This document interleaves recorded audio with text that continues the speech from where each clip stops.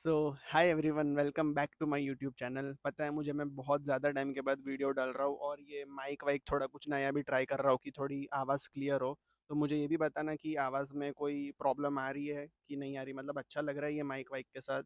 तो आज की जो वीडियो होने वाली है वो होने वाली है कि वर्क परमिट अप्लाई कैसे करते हैं। मतलब ज़्यादातर लोगों को पता नहीं होता है कि वर्क परमिट अप्लाई कैसे करते हैं, और अगर वो पता होता है तो डॉक्यूमेंट्स के रिलेटेड कुछ क्वेश्चंस होते हैं। तो मैं डिस्क्रिप्शन में भी लिख दूंगा और आगे वाले सेक्शन में पूरा समझाऊंगा कि कौन कौन से डॉक्यूमेंट्स रिक्वायर्ड होते हैं। तो वो आपके लिए इजी होगा वर्क परमिट अप्लाई करने के लिए। So let's get started with this video.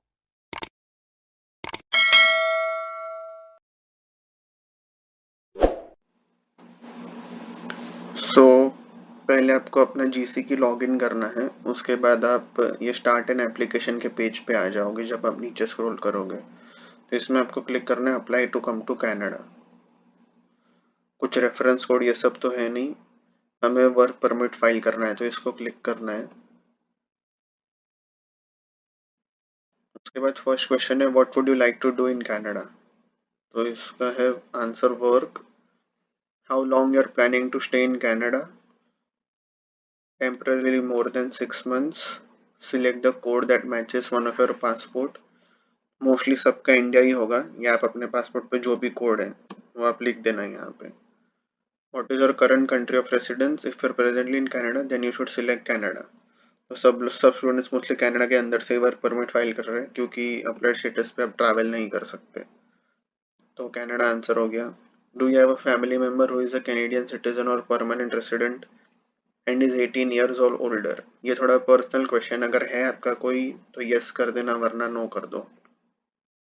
Select your birth date. मेरा बर्थ डेट मैं डाल देता हूँ यहाँ पे।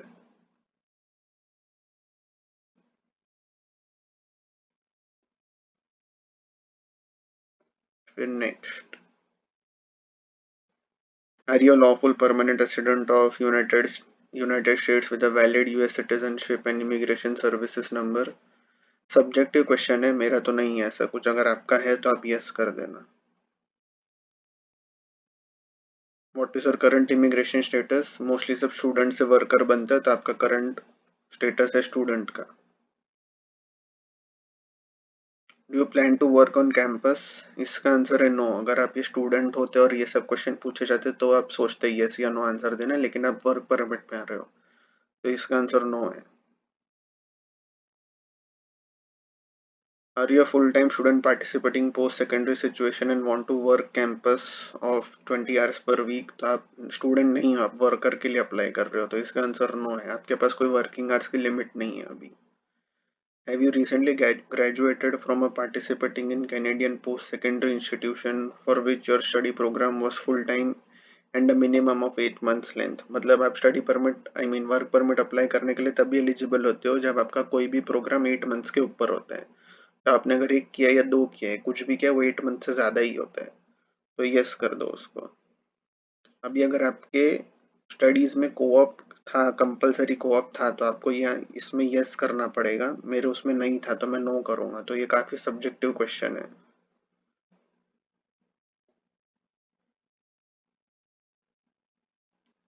Have you ever been told by an immigration, refugee and citizenship Canada office that you are approved in principle of permanent residence in Canada? इसका answer है no. Have you submitted permanent resident application in Canada? No. अगर आपने किया है पहले, like back home से आप करके आ रहे हो या कुछ, तो बहुत सब्जेक्टिव है तो आपको यहाँ पे यस करना पड़ेगा। Do you have a written job offer. मतलब आपके पास वर्क परमिट फाइल करने के पहले कोई जॉब ऑफर है तो आप यहाँ पे यस कर सकते हो। मोस्टली सबका नो ही होता है तो नो कर देना। Do you have official letter from school that confirms you have completed your study programme as well as copy of your financial transcript. अभी जो ऑफिशियल लेटर है उसका मतलब होता है ग्रेजुएशन लेटर, और जो फाइनल ट्रांसक्रिप्ट है वो ऑफिशियल ट्रांसक्रिप्ट होती है। तो वो दोनों आप जब कॉलेज से ग्रेजुएट करते हो तो कॉलेज वाले आपको देते हैं, तो ये आप वर्क परमिट फाइल कर सकते हो। तो इसका आंसर है yes. What is your marital status. ये आपके ऊपर, आपका जो भी है, मेरा सिंगल है। व्हाट इज योर प्रोविंस और territory of destination. If visiting multiple provinces और territories select the one in which you will be spending most of your time. मेरा है ओंटारियो। अभी मूव होने का या कोई कुछ प्लान है नहीं, तो जो भी है आपका प्रोविंस वो डाल देना यहाँ पे। तो अभी ये सब क्वेश्चन आंसर करने के बाद मैं ये दो चीज के लिए एलिजिबल होता हूँ, जो कि है टेम्पररी रेसिडेंट वीजा। ये आप तब लोगे जब आपका वर्क परमिट आ जाएगा। अगर आपको कहीं पे भी ट्रैवल करना है तो आपको पासपोर्ट पे स्टैंप चाहिए, उसका मतलब है टेम्पररी रेसिडेंट वीजा। और हम ये फॉर्म भर रहे पोस्ट ग्रेजुएट वर्क परमिट के लिए, तो हमें इसके ऊपर कंटिन्यू क्लिक करना है।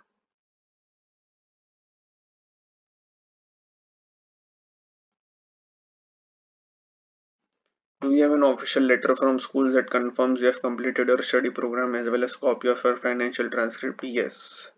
ये वापस कुछ सारे क्वेश्चंस रिपीट पूछेगा, तो सबका हमें यस नो वापस करना है। Have you performed a medical exam performed by IRCC authorized panel within last 12 months? मेरा नो है। तो जब हमने मेडिकल एग्जाम किया था उसको बहुत टाइम हो गया, तो इसको नो कर देना। इसकी कोई जरूरत नहीं है, हो या ना हो कुछ फर्क नहीं पड़ता। Medical exam is needed before you submit the application, ये वाला जो पार्ट है ये अच्छे से पढ़ लेना। अगर कुछ भी आपका लाइक मेडिकल फील्ड में काम है, आप नर्स हो या डॉक्टर हो, कुछ भी हो, तो आपको ये चीज़ के हिसाब से आंसर करना है। मेरा कुछ नहीं, और मोस्टली स्टूडेंट्स का ये होता भी नहीं है, तो मैं नो करूँगा। ये भी वापस वही क्वेश्चन के रिलेटेड है, मेडिकल इंडस्ट्री के जॉब के रिलेटेड है, तो ये सिर्फ उनको ही यस करना है, हम बाकी सब लोग को नो करना है। Do you want to submit an application of family member? No.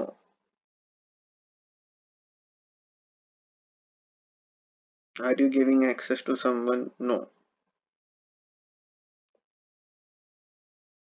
In the past 10 years have you given your fingerprints and photo? हमने बायोमेट्रिक्स दिया होता है जो 10 years के लिए वैलिड होता है, तो यस है उसका answer. There are fees associated, will you be paying the fees? ये क्वेश्चन पता नहीं मुझे क्यों पूछते हैं, फ्री में तो वैसे भी कुछ नहीं देने वाले।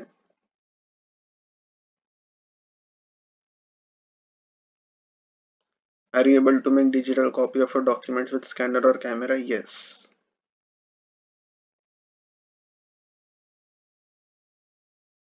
इसका भी आंसर यस है कि आप कौन से कार्ड से पे करने वाले हो। अभी एक बार ये सारे आंसर आप चेक कर लेना कि ये बराबर है कि नहीं आपके रिक्वायरमेंट के हिसाब से। मोस्टली सबका यही रिक्वायरमेंट होता है जो यहाँ पे रहते हैं। और जब आप ये सब आंसर करके नेक्स्ट करोगे,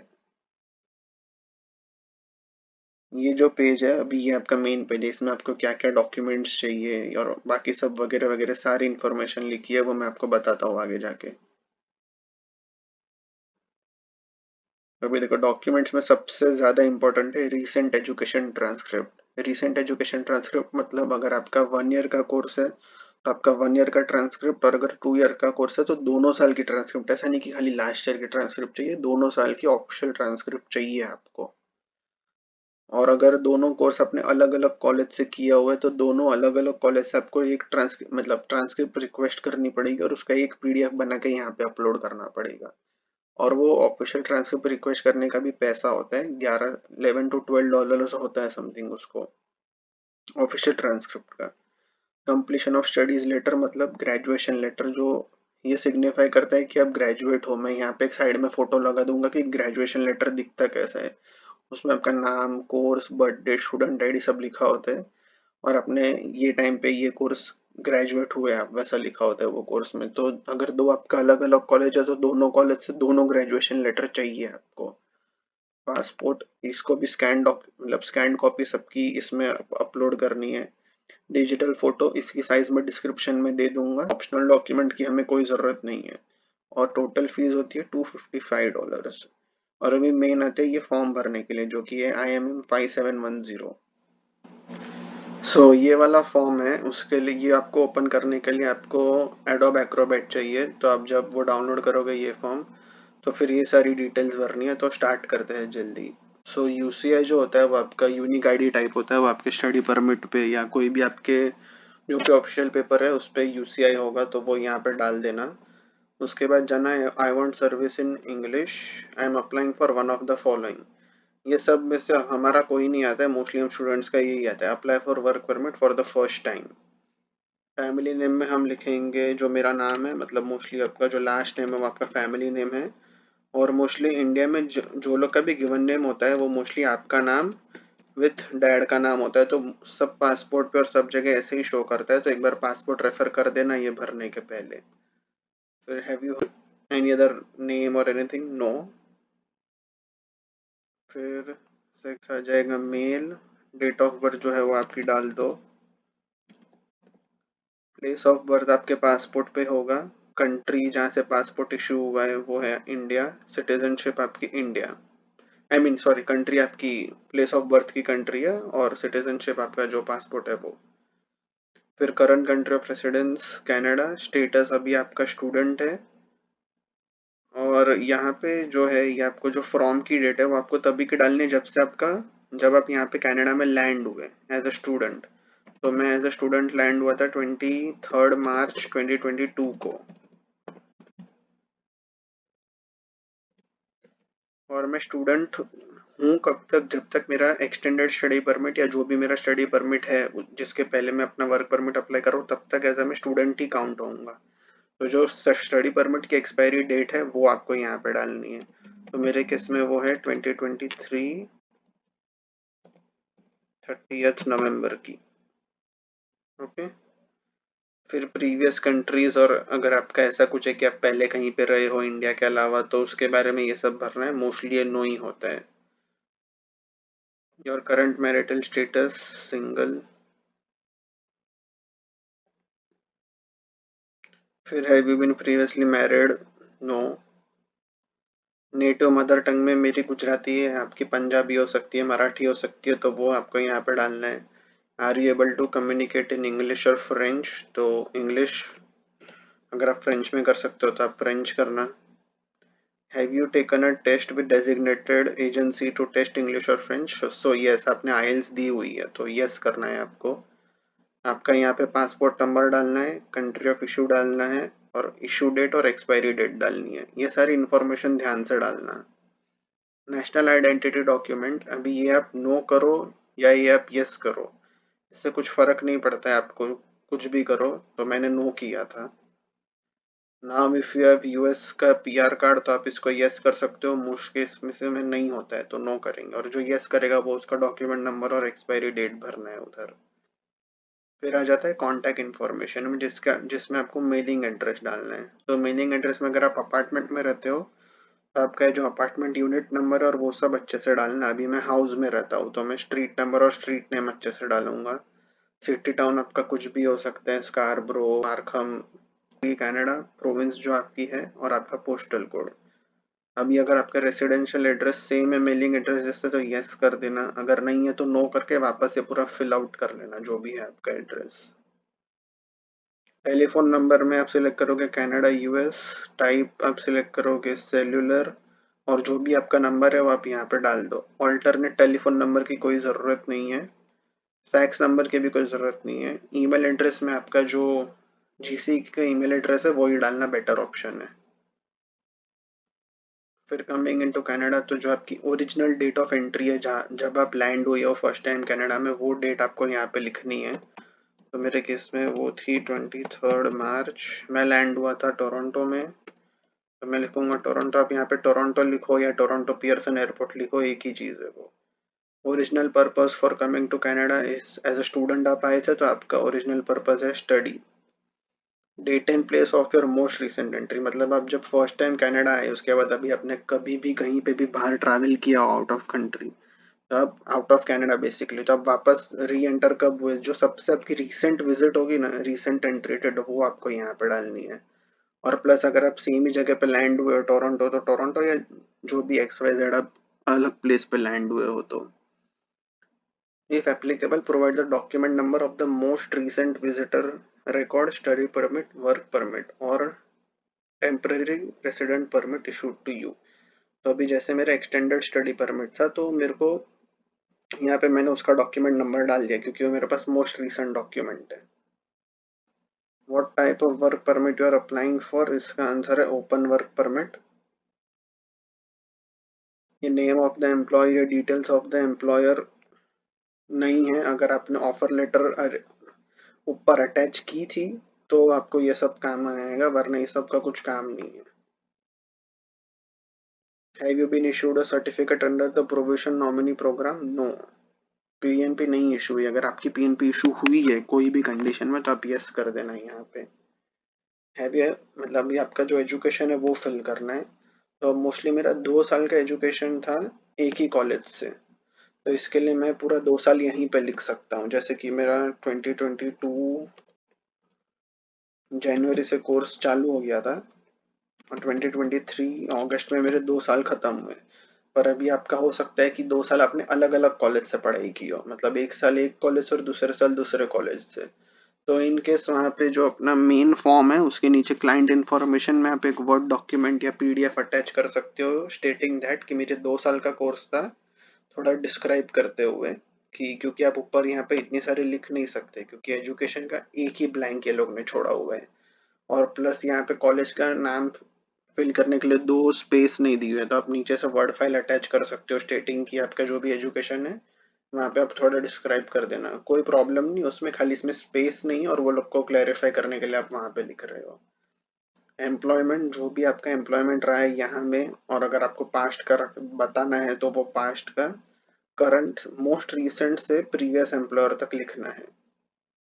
अभी आ जाते हैं बैकग्राउंड इन्फॉर्मेशन में। Within the past 2 years have your family member have been tuberculosis और ये सब। सो मोस्टली नो होता है। डू यू हैव फिजिकल और मेंटल डिसऑर्डर? इसका भी आंसर नो होता है। Have you ever remained beyond the validity status and etcetera etcetera? No. अगर आपको सेकंड क्वेश्चन के लिए अगर आपको वीजा या परमिट कुछ भी कभी डिनाई किया हुआ है कनाडा के लिए तो आप यस कर देना, मुझे नहीं किया था तो मैं नो करूंगा। Have you previously applied to enter और रिमेन इन कनाडा? इसका आंसर है यस। आप जब फर्स्ट टाइम आए थे एज अ स्टूडेंट तो आपने अप्लाई किया था कनाडा आने के लिए, तो इसका आपको थोड़ा डिटेल डिस्क्रिप्शन लिख देना है कि my name is Sahil Sanghvi, I applied for this course at this college and this is my study permit document number which was issued to me at this date. Have you ever committed, been arrested or been charged with, convicted or any criminal offense? No. Did you serve in military and etc etc? इसका answer भी है no. Are you have been a member of political organization और ये जो भी है, so इसका answer भी है no. Have you ever witnessed or participated in ill treatment of prisoners or civilians? No. Did you want IRCC to contact you for future reference? So इसका answer आप करोगे yes. फिर इसमें सिग्नेचर में आपका फुल नेम लिख देना जो कि है साहिल जिग्नेश संघवी, मैं यहाँ पे लिखूंगा। और जो डेट को आप फॉर्म फिल कर रहे हो सामने उसकी डेट लिखनी है। आज का डेट अभी मैं लिख देता हूँ यहाँ पे 2023 9 सितंबर, वो सॉरी 7 सितंबर। सो ये हो गया पूरा फॉर्म फिल करके। अभी आपको यहाँ पे वैलिडेट पे क्लिक करना है। जब आप वैलिडेट पे क्लिक करोगे तो नीचे एक बारकोड जनरेट हो जाएगा और जब आप फॉर्म के स्टार्ट पे जाओगे तो यहाँ पे वैलिडेटेड यस करके आ जाएगा, मतलब आपका फॉर्म वैलिडेट हो चुका है, यही था। अभी आप एक बार फुल एक बार वापस चेक कर लेना फॉर्म सबमिट के पहले। So that's it guys, this was it. यही पूरा स्टेप बाय स्टेप प्रोसेस है वर्क परमिट फाइल करने के लिए और सारे डॉक्यूमेंट्स जो भी रिक्वायर्ड है। अगर आपको कुछ भी नहीं समझा तो मैं नीचे फिर भी डिस्क्रिप्शन में एक और बार मेंशन कर दूंगा। Thank you so much for watching this video.